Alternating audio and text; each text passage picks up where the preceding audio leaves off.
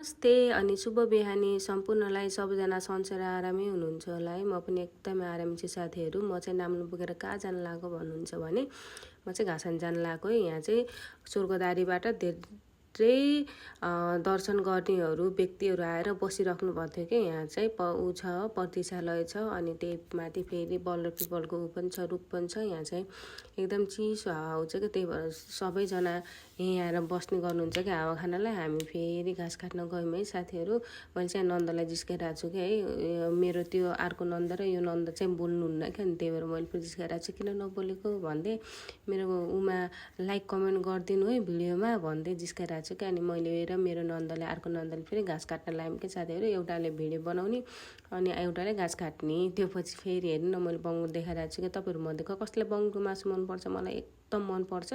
तर के गर्नु है, सपनामा मलाई गोरुले लहटेर हैरान पारेर मैले चाहिँ खाना छोडिदिएँ साथीहरू। आजभोलि म खाँदैन। अनि हामीले फेरि अलि तलतिर गएर घाँस काट्यौँ कि है। यो घाँस फेरि मलाई फेरि त्यो उसको घाँस फेरि एकदम मनपर्छ कि लहराको घाँस। अनि त्यही भएर मैले फेरि बाख्राले लहराको घाँस खोजी काटिदिएको। त्यो पछि फेरि हामी भुइँ घाँस काटेर अनि फेरि हामीले घाँस सास बाँध्न लायौँ कि साथीहरू। घाँस चाहिँ थोरै छ किनकि एउटा मात्र बाख्रा छ नि त, त्यही भएर मैले चाहिँ घाँस थोरै 2 दिनको लागि ठ्याक्क लगेर जान्छु, फेरि काट्न जान्छु कि है। हामी चाहिँ पुल्चोक बस्छौँ, घाँस काट्न जाने चाहिँ म भालुबङ है। यो चाहिँ मेरो माइजूको घर। त्यो चाहिँ मैले हातमुख धुन लागेँ कि है। घाँस सास काटेपछि फोहोर भएको थियो अनि हातमुख धोएर हामी फेरि घरतिर लाग्यौँ।